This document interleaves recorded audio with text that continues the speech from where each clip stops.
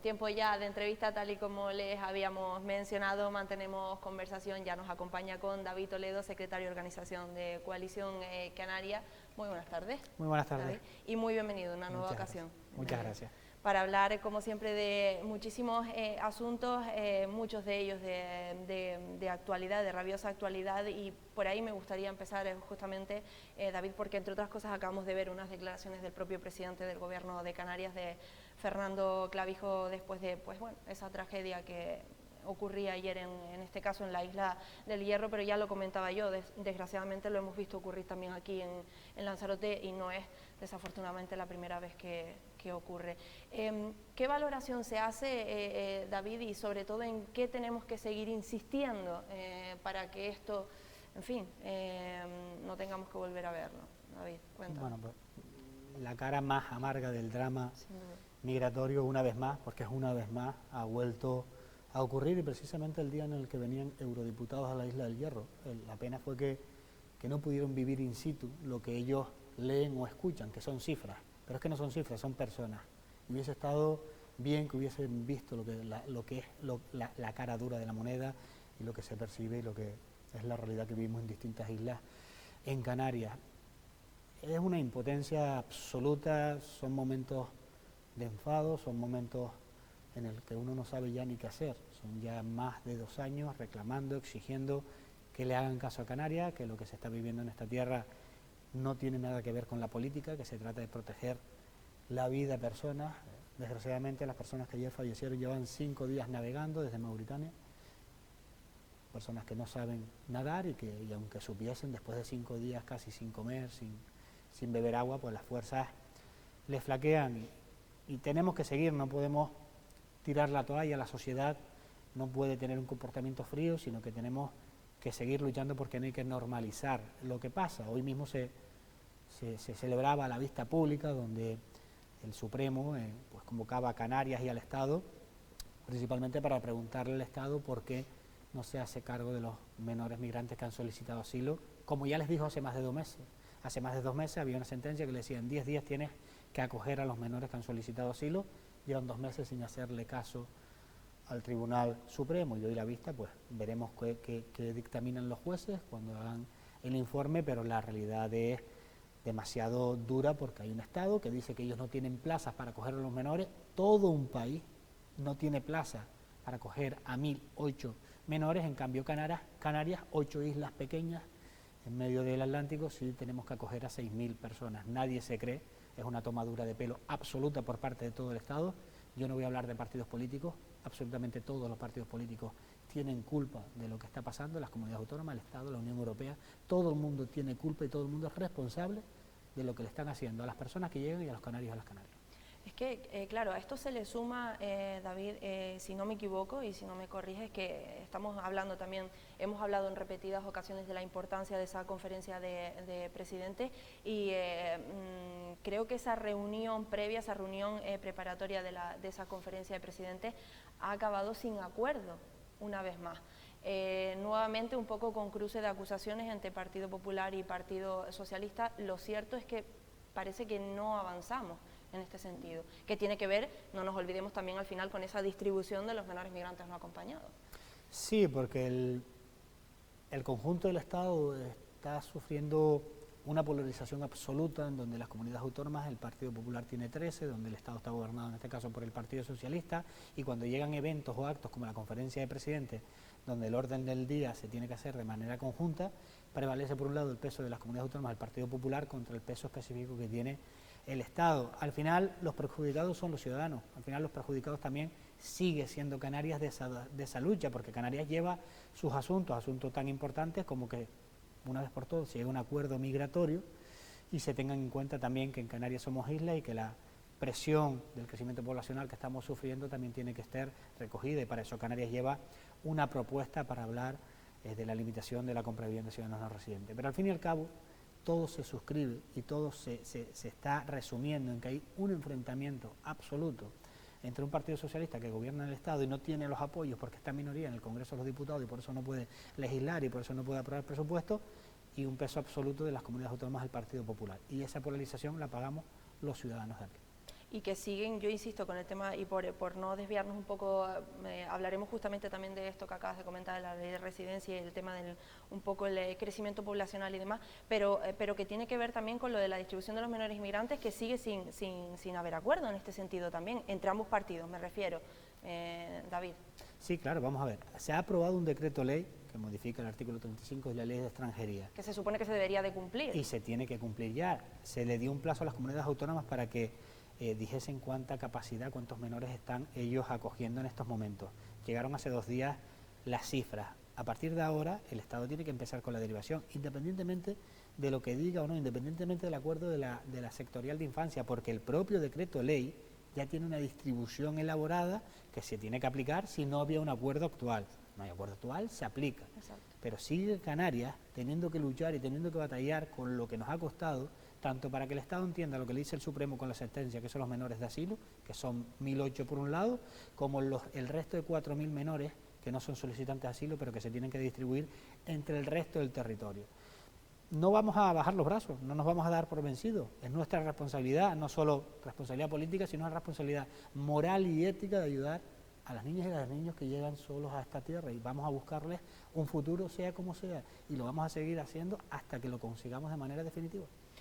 En fin, desde luego que incluso me costaba un poco y todavía me cuesta verbalizar, imagino que a todos nos ocurre, de hecho por eso no he querido poner las imágenes, porque creo que ya es hacer un poco de, en fin, que cuesta verbalizar cualquier tema que tenga que ver con esas imágenes que son horribles, la situación que ocurría y que veíamos ayer, como ya conocemos, con bebés incluso en esa tragedia del Hierro, así que bueno, veremos cómo sigue, cómo avanza toda esta situación. ¿Qué responden, David, cuando desde el Partido Socialista lo han vuelto a decir hoy mismo, siguen diciendo la coalición canaria que su socio de gobierno en Canarias, que por cierto no sé cuál es la postura actual con respecto a todo esto, es un lastre para ustedes? Bueno, la respuesta es que a nivel del gobierno de Canarias, el programa electoral, que es lo que suscribió un pacto, se está cumpliendo a rajatabla, no hay un punto que no se esté cumpliendo, por lo tanto no veo donde hay un lastre con el actual pacto en el gobierno de Canarias. En el Estado hay otro pacto, que es el pacto con el Partido Socialista. Nosotros tenemos un pacto en Canarias con el PP y en el Estado con el Partido Socialista. En ambos casos, pero bueno, en ambos casos no, en el caso de Canarias se está cumpliendo, en el caso del Estado se está cumpliendo en un 60, en un 70%, la agenda canaria no va al ritmo que todos quisiésemos. Es más, el martes tengo reunión en el Congreso de los Diputados con los ministros implicados para seguir chequeando qué falta de la agenda canaria. Lo hago de manera pues trimestral, cada 3 meses me planto en Madrid, repaso los temas, reivindico lo que no se ha cumplido, subrayo lo que está ya cumplido, pero quedan muchos asuntos. Los 100 millones de La Palma no han llegado, 50 millones que faltan para materia migratoria con todo lo que estamos pasando, que en materia migratoria no me gusta hablar de economía porque creo que esto es una cuestión humanitaria, pero es que es cierto que hacen falta recursos que estamos gastando de los impuestos de los canarios y de las Canarias, y hay muchas cuestiones que tienen que ellos que responder. Lastre no, en ambos pactos hay muchas, bueno, en el de Canarias no, pero en el pacto del gobierno del Estado hay dificultades. Pero piden ustedes, en este caso en concreto del que estamos hablando, por ejemplo, el tema de la inmigración, piden ustedes al Partido Popular de Canarias que les eche una mano, en el sentido de que, bueno, tienen voz, evidentemente, y lo conocemos en el Estado. No sé si se les está ayudando, si se sienten en este caso en concreto respaldados. Sí, la ventaja de Canarias es que hay un pacto canario por la migración donde están sentados todos los partidos políticos y todos los acuerdos, todos los documentos, todas las posiciones de Canarias se firma. Primero se habla, se llega a un acuerdo, se firma y se elevan los documentos. Todos los documentos han tenido la firma del Partido Popular, bueno, de todos los partidos políticos, excepto Vox.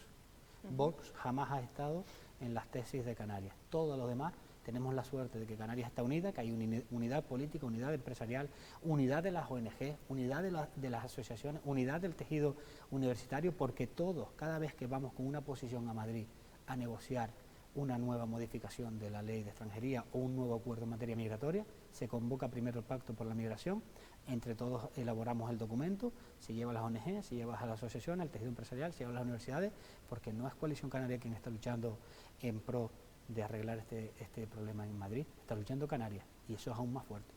Bueno, pues nos quedamos con eso, David, entre otras cosas porque quiero hablar de diferentes asuntos que también evidentemente tienen que ver, ojalá tengan ese consenso, al menos desde el Gobierno de Canarias.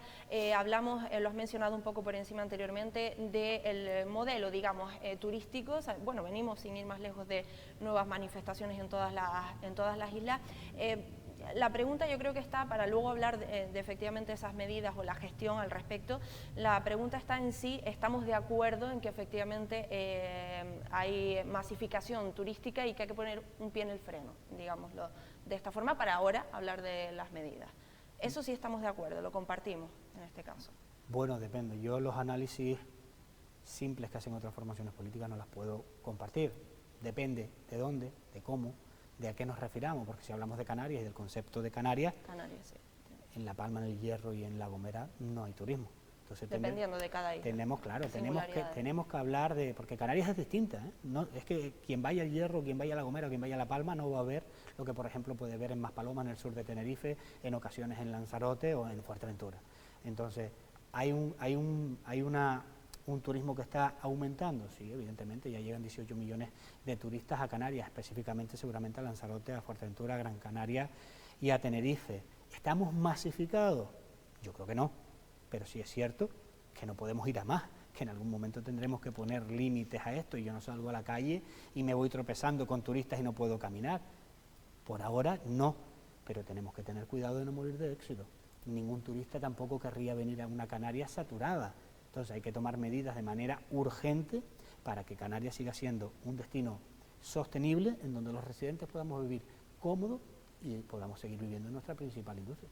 Pero más allá de que, y utilizando la frase que has mencionado, David, más allá de que yo vaya por la calle en este caso, y es verdad, es evidente, no tengo espacio tranquilamente para pasear y para caminar, pero sí que se percibe en otros aspectos, como por ejemplo pues el tema de la vivienda, sin ir más lejos, es uno de los asuntos que pone de manifiesto la situación con la que nos encontramos en este caso. Lo digo para hilar un poco también con alguna de las medidas que ya se está poniendo sobre la mesa, que has puesto tú mismo en el propio Gobierno de Canarias. Sí, pero no confundamos los debates. Cuando el turista viene de vacaciones mayormente a los hoteles. El problema que tenemos con la vivienda es otro problema. Este es un problema que va aparejado del crecimiento poblacional. Exacto. Y es innegable que en los últimos 20 años hemos crecido en 570.000 personas. Es innegable que en el 2024 hemos crecido en más de 20.000 personas. Y es innegable que si seguimos este ritmo, en el 2050 no sé cuánto vamos a hacer en Canarias, pero seguramente más de 3 millones de personas. Y es ahí donde sí hay que tomar medidas de manera urgente. Y ahí llevábamos un año anunciando desde el Fitur anterior que había que hacer algo con la población. Después llegó el debate del Estado de la Nacionalidad y el presidente anunció que había que poner en marcha una ley de residencia, que había que limitar la compra a ciudadanos no residentes en Canarias. Recordemos en las elecciones europeas, cuando llevamos en el programa electoral, tanto el Partido Popular como el Partido Socialista nos decían que a dónde íbamos, que si estábamos locos, que en Europa con el derecho comunitario eso es imposible. Bueno, nosotros le decíamos, sí, imposible también era el 75% de descuento de residentes para viajar, se consiguió, imposible era la gratuidad de las guaguas, se consiguió, imposible era modificar el decreto de la ley de extranjería, se consiguió. Siempre a los canarios nos dicen que es imposible absolutamente todo. Bueno, tenemos ejemplos en otros lugares también. Evidentemente, claro que hay ejemplos dentro de Europa, en Malta, en las islas Alan, en las islas Feroe, en Ámsterdam, incluso en Bilbao. En Bilbao hay medidas que limitan la compra a ciudadanos no residentes. ¿Qué va a ser difícil? Será complicado, pero Canarias es una región ultraperiférica, en Europa hay 9 regiones ultraperiféricas y eso nos da un paraguas jurídico para poder luchar. El presidente ya ha estado incluso en la Comisión Europea hablando de este tema y no le han dicho que no. Le han dicho, vamos a estudiarlo, entréguenos la documentación, entréguenos una propuesta viable y veremos qué pasa. Cuando usted me anunciaba ahora hace poco, me hablaba de la conferencia de presidentes del Estado, Canarias ya ha pedido que le incluyan en el orden del día la propuesta para limitar la compra de vivienda por parte de ciudadanos no residentes, porque se puede hacer. Si modificamos la ley de régimen de base local, los ayuntamientos pueden tomar acuerdos para imposibilitar que los ciudadanos no residentes puedan comprar vivienda, pero eso tiene que permitirlo el Estado. Entonces, una vez más, en otro tema, Canarias tiene que luchar tanto con el Estado como con la Unión Europea para que entiendan y atiendan que el ser islas, que el estar rodeadas de mar y el estar a 2.000 kilómetros de distancia del continente europeo son condiciones que ellos tienen que entender, porque no terminan de entenderlo y son condiciones de demasiado peso para que entiendan que tenemos que tener una ley de residencia en Canarias por la simple razón, la que le dije antes, en 20 años más de 500.000 de personas, en los próximos 20 no sé cuántos seremos si no lo regulamos. Claro, es que, claro, comentabas efectivamente que, y es así, que este asunto en concreto, el tema de la ley de residencia y demás, es verdad que es producto un poco más bien de ese crecimiento poblacional, no tanto de la visita puntual, efectivamente, de turistas, pero el tema de la vivienda más, de forma más general, sí que es verdad que es un poco una cadena, ¿no? Porque, por ejemplo, también tenemos el problema de la vivienda vacacional, en este caso, que eso sí que ha sido producto, entre otras cosas, pues de que mucha gente, con toda la razón del mundo en muchas ocasiones, oye, pues mira, yo me sale más rentable por lo que sea cambiar una vivienda que muchas personas tenían a lo mejor como residencial, cosa que beneficia más en estos casos, en estos momentos a Lanzarote en concreto, y la pongo vacacional, entre otras cosas por el tema turístico, ¿no? Se están haciendo bien las cosas desde el Gobierno de Canarias, David, porque efectivamente se ha anunciado ese proyecto de ley, pero también es verdad que desde que se ha anunciado se han disparado también en la isla de Lanzarote, independientemente de que también es cierto, por otra parte, que el Cabildo ya poco a poco parece que ha actuado dentro de sus posibilidades porque las competencias son muy limitadas. ¿Crees que se ha hecho bien, que se han hecho bien y que se están haciendo bien las cosas desde el Gobierno de Canarias? Hombre, siempre que hay un proyecto de ley, yo creo que las cosas se están haciendo bien, porque un proyecto de ley quiere decir que después hay un trámite de alegaciones. Ahora mismo el proyecto está dentro del Parlamento de Canarias y todo el mundo puede alegar, todo el mundo puede aportar, todo el mundo puede pedir modificaciones. Lo que no era normal que una actividad que genere dinero no tuviese una normativa. No puede ser. Las cosas tienen que tener leyes, tienen que tener normas, todos vivimos en una democracia y tenemos que tener normas que nos digan qué podemos hacer y qué no podemos hacer. Incluso a mí no me parecía normal que hubiesen casas, viviendas vacacionales que eran de protección oficial, que eran de protección social, es decir, todas las cosas se tienen que regular y tenemos que tener un marco normativo en donde todo el mundo se sienta cómodo. Esta es una de las cosas en donde yo me siento orgulloso, en este caso, de apoyar a este Gobierno de Canarias. Se ha cogido el problema del territorio, del crecimiento poblacional y se ha dicho, vamos a Europa y al Estado a pedirles que limiten la compra a ciudadanos no residentes a través de una ley de residencia. Oye, que hay un problema con la vivienda vacacional porque no hay vivienda. Vamos a regular con un proyecto de ley la vivienda vacacional. Oye, que se tarda mucho en que alguien cuando pide una licencia de obra en su ayuntamiento para hacer su casa, se tarda 3 años. Se hace un decreto de ley para que ahora las licencias tarden 6 meses. Son muchas piezas del puzzle, como tú decías, hay una cadena en cuanto a vivienda que se está regulando, que se está haciendo para que al final la gente pueda tener su casa y pueda vivir. También se está inspeccionando, porque en Canarias hay más de 211.000 viviendas vacías. Se está viendo de esas 200.011 cuáles están en condiciones de salir al mercado, donde el Gobierno las adquirirá y las pondrá también en el mercado. Pero también hay otros elementos que nosotros no tenemos control. Nosotros consideramos que la ley de vivienda del Estado protege la ocupación, en cambio deja desprotegido al propietario, y eso va en contra del derecho de la propiedad privada, que es un derecho que viene del derecho romano, ¿no? Es decir, si tú tienes una cosa que es tuya, ¿cómo tú no vas a tener la responsabilidad la responsabilidad de esa, ¿no? Entonces, si te la ocupan tienes un problema, pero eso son cosas que vienen precedidas de la ley de vivienda del Estado, que no podemos hacer absolutamente nada más que manifestar a través de Cristina Valido una y otra vez que cambien y que modifiquen esa ley de una vez por todas, pero se están dando pasos en la buena dirección en las competencias que Canarias tiene.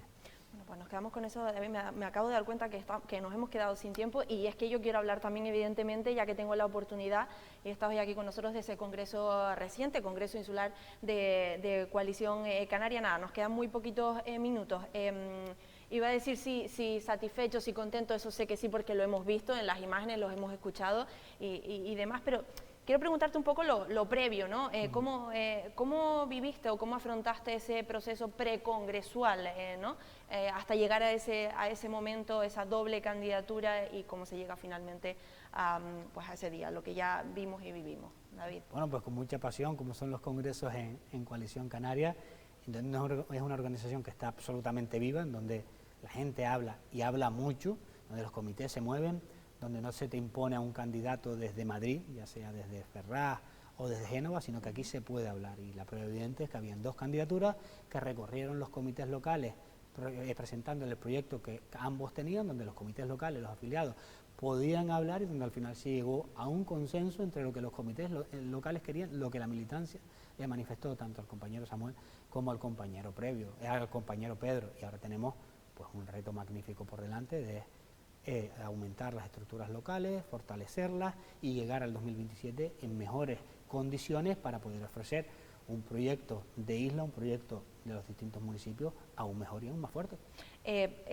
Lo comentaba, bueno, ayer mismo, me estaba pensando yo ayer mismo con Jesús Machín, con el consejero, y claro, le preguntaba porque es curioso los tiempos, ¿no? Un poco, a mí me sorprendía porque un miércoles Samuel enviaba, presentaba oficialmente esa candidatura de forma oficial y un jueves se anunciaba ese consenso finalmente para que fuese Pedro Sanginés quien liderase la organización en Lanzarote. Fue como muy rápido, de un momento para otro prácticamente. No sé, sorprendió un poco aquí. Bueno, conversaciones se estuvieron dando siempre, yo no sé en qué momento exacto, a qué hora y qué día llegaron a un acuerdo definitivo. Lo importante es que ha habido un acuerdo. Y lo importante sobre todo es que el debate hizo que la militancia hablase, que es lo más importante que tiene Coalición Canaria, sus comités locales y su militancia. Es una militancia viva que tiene opinión propia. Yo no voy a nombrar ninguna formación política, pero yo echo de menos los debates en los partidos políticos, porque al final si todos los partidos políticos tienen una vida interna dinámica y potente, quien sale beneficiado es Lanzarote, quien sale beneficiado es Canarias, quien sale beneficiado es la política en general. El problema es cuando en lugar de democracia hay partitocracias y donde las cúpulas acaparan el poder. Eso no pasa en Coalición Canaria y lo hemos vivido en las últimas 2 o 3 semanas.